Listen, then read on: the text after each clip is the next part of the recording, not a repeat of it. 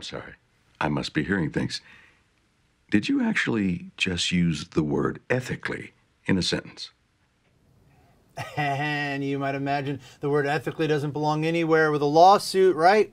No, maybe not. AMC and Dish, you can see they're one of AMC's big shows, Breaking Bad. AMC and Dish yesterday settled their lawsuit, we would imagine most ethically, right? Day two question, who are the winners? Who are the losers? Not only for the companies, but for viewers and investors. Miriam Gottfriend, ahead of the tape columnist, here with us. Heard on the Street columnist. Heard on the Street columnist. Right. Let's talk about this, because you wrote about this today. Your Heard on the Street column. Yep. Wrote about the lawsuit. Who won and who lost? I know who got the money, right? But who won and who lost? It's a very complicated question, and in my piece today, I basically say that it's really hard to say. I mean, in a way, AMC and Cablevision, which were sort of one side of the debate, they won because they got a $700 million settlement, and AMC is being carried on Dish again, yes, which was a big problem for AMC. But in a way, Dish also won because it was able to sort of wrap up the carriage of AMC into the settlement so that it was basically paying for two things at once. You know, they could pay for their settlement, and they could pay for AMC for carrying AMC again all at once. How big a hit is that $700 million to Dish, though? It's not going to be. It's not moving the needle. The stock was up a bunch yesterday, okay, so basically people interpreted it as a win for Dish in a way, and I think that's the point I made. And I think the broader point is that this. See, today it's down. Yeah. Everything's down though, yeah, so it's not down. just it's Dish. A huge sell-off. Yeah, right. But the broader point is basically that you know, during the period of uncertainty, that's when investors suffered. Not necessarily Dish investors, because people sort of saw what the game that Dish was playing, but for AMC, which was losing money every day that it was not on Dish, that period of uncertainty really held the stock back, you know, when you compare it with other cable networks.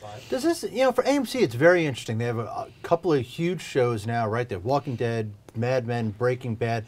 Big shows. This has been sort of, this was like a second-tier cable network.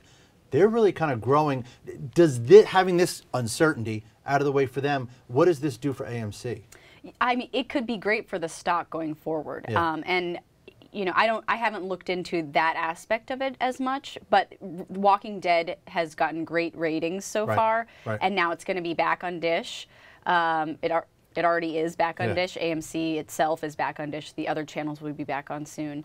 So that's great for Dish customers, but it's great for AMC because, you know, already Walking Dead has been a very popular show. Huge show. Big fan. I'm a big fan. Do you watch it? I actually I don't have cable. It's very good. I'm a cord cutter. Oh, good for you. But I watch shows on Netflix. Outrageously gory this yeah. season. But okay, so I think the one sort of unambiguous winner here are Dish viewers who like Walking Dead. Yeah, I mean, that's for sure. Yeah, that's for sure. I mean, we might find out a little bit more about about the value of the carriage agreement between AMC and Dish, and usually that's very secret, and we don't find out exactly how much Dish is going to pay AMC. But what might reveal a little more is how much of the $700 million Cablevision gets and how much AMC gets. Because if they determine that the value of AMC's carriage is a lot, then Cablevision will probably get more of the $700 million in their division of the settlement. All right. Well, we'll wait for that, and I'm sure you'll write about it. Miriam Gottfriend, thank you very much.